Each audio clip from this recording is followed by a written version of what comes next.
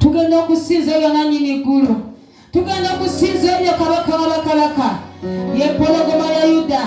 Tusinza Mukama olw'ekyo kyali.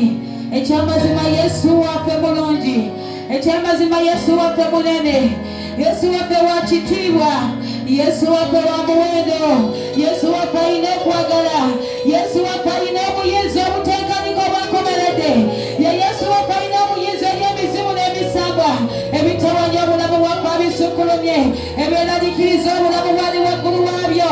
Yesu wali mu kifo kino, wulira okubeerawo kwa Mukama mu kifo kino.